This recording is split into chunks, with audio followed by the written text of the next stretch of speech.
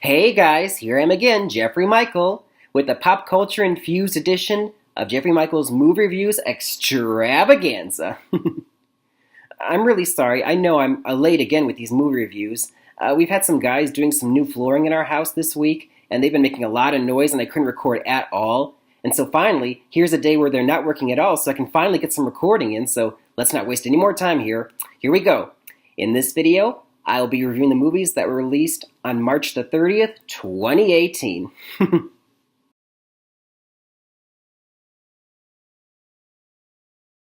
Okay, so the first film that I will review for you is Ready Player One, rated PG-13.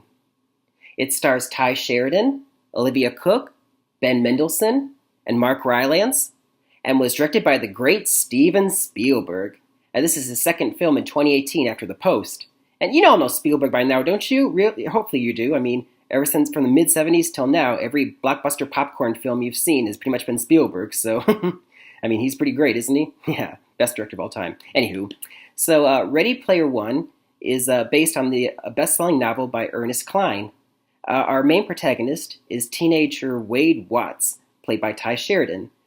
He lives in Columbus, Ohio in the year 2045. And as he says in the beginning of the film, Columbus, Ohio is one of the fastest growing cities in the world. And you see it and you're like, whoa, what a dump. I mean, there are mobile homes stacked on top of each other. There are junkyards everywhere. It's a pretty depressing world. And because it's so depressing, most of the humanity spends most of their time, hours at a time, inside the Oasis. It's a virtual reality world as big as the universe. I mean, you can pretty much do whatever you want inside the Oasis.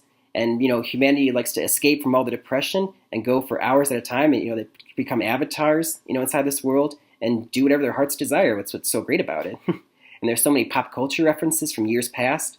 But there's also something else they're looking for. You see, the Oasis was created 20 years ago by two guys. One of the co-creators was James Halliday, played by Mark Rylance. And 5 years before the movie starts in 2040, he dies, James Halliday, but he leaves behind a video will explaining to humanity, if you're seeing this, I am already dead, but I've left an Easter egg hidden somewhere inside the Oasis, the vast Oasis. And it's hidden behind a gate with 3 keyholes. And the first person to find the 3 keys and unlock that final gate to the Easter egg, not only will you own the Oasis, you will also inherit my fortune of $500 billion. So, of course, everybody and their mother is like frantically trying to find these keys, but 5 years go by to our present of the movie starts, and no one has found the first key. You have Wade Watts, our avatar is named Parsival, and he also has his other avatar friend named Ek, a big giant brute of a guy avatar. Another avatar he meets named Artemis. In a real-world name, her name is Samantha. She's played by Olivia Cooke. She's a potential love interest, too. And also 2 Japanese brothers. So the 5 of them are trying to find their first key. And they also have competition because there's a video game conglomerate named Innovative Online. I forget the name, but it's IOI is the abbreviation. So this video game conglomerate, the CEO is Nolan Sorrento, played by Ben Mendelsohn. In case you couldn't figure out, he's our villain because you need a villain in these movies.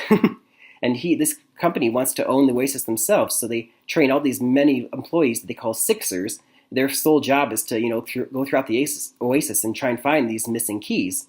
Now, which group, the heroes or the bad guys, will get the keys and find the Easter egg first? Well, as always, you guys all have to see it for yourselves. All right, let me start off my review by saying if I could describe this movie in 3 words, it would probably be fun, fun, and fun. I mean, wow, I had a good time watching this movie.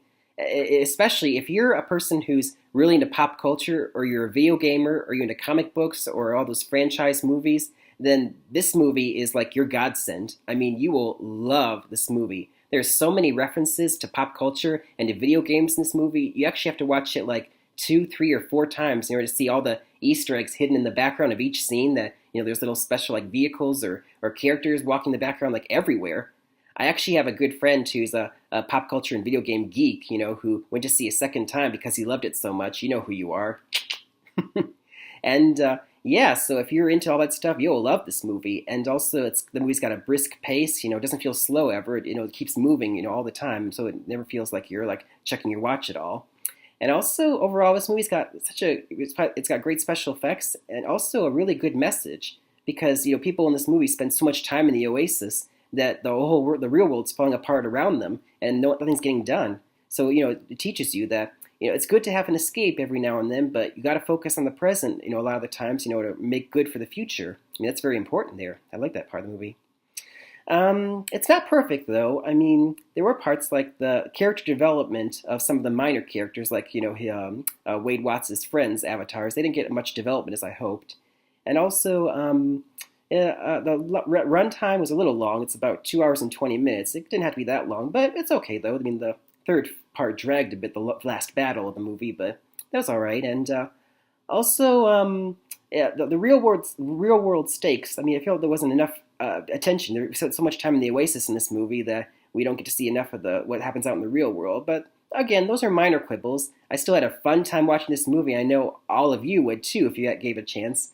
And so my grade for this movie, I'll give it a B+. If you really are a pop culture geek or video game or any of that stuff, this movie, you got to see it again and again and again to catch everything in this movie. Spielberg had a lot of fun making this movie, clearly, and I know you all would too, so go and see this one. Ready Player One? Are you ready? Go see the movie now.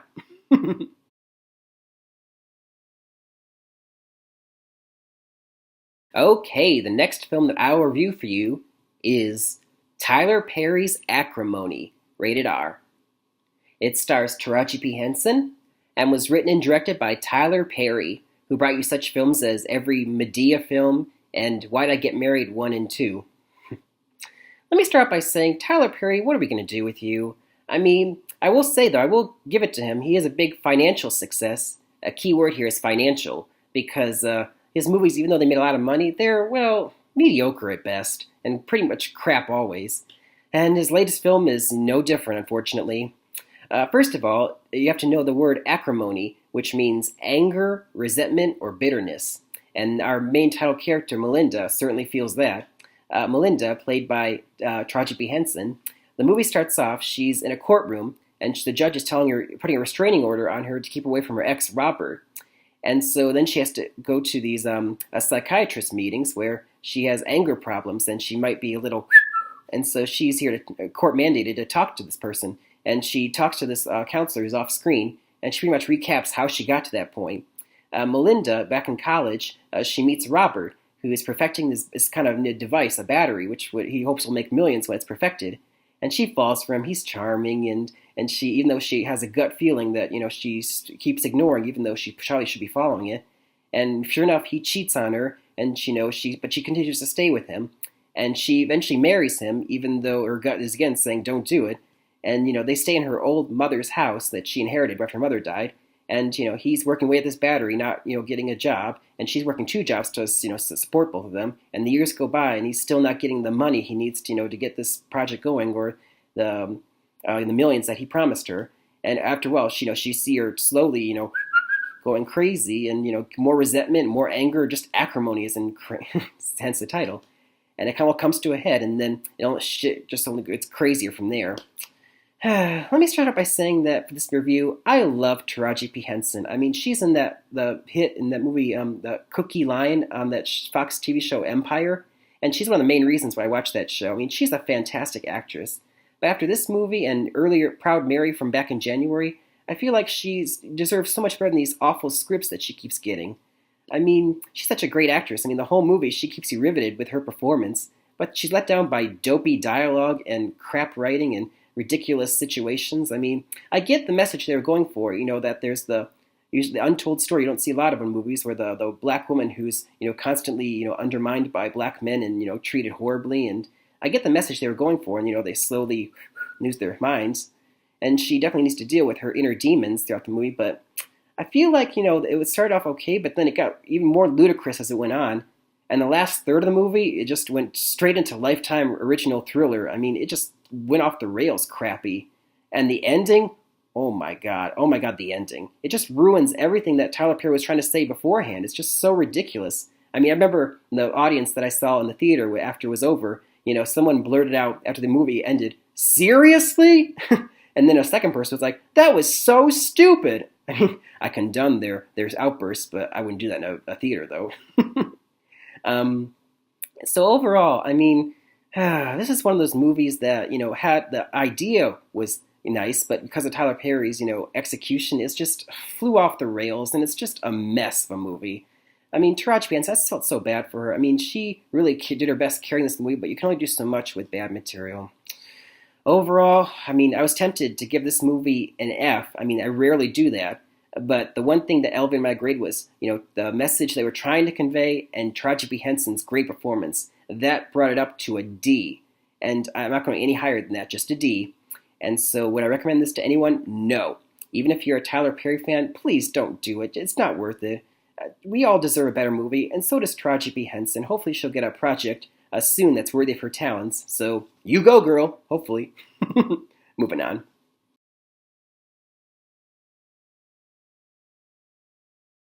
So the only other movie that was in wide release on March the 30th was God's Not Dead, A Light in Darkness, rated PG. It stars John Corbett and is the third film in a trilogy after the 2014 film God's Not Dead and the 2016 sequel God's Not Dead 2. Now, God's Not Dead, A Light in Darkness is about a congregation that gets displaced after their church burns down and the struggles that the characters face as they rebuild both their building and their faith. Now, I didn't get a chance to see this movie, ladies and germs, so I don't have a grade or a review for you. Because the first God's Not Dead and God's Not Dead 2 both got slammed by critics when they both came out.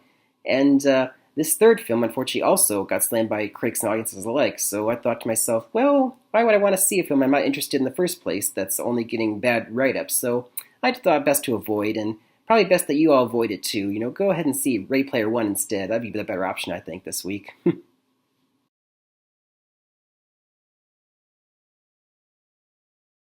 I'm feeling acrimony myself, waiting so long to get this review out to you guys.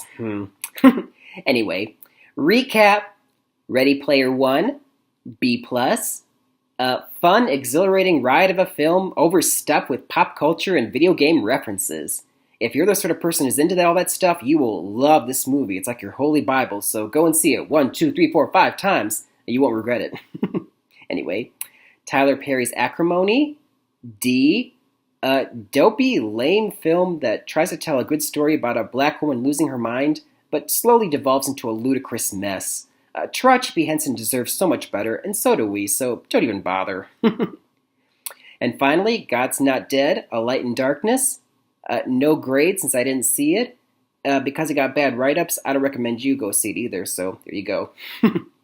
And that'll do it for another edition of Jeffrey Michaels Movie Reviews Extravaganza. Until next time, happy movie watching, everybody. See you next time. Hopefully it won't be late this time.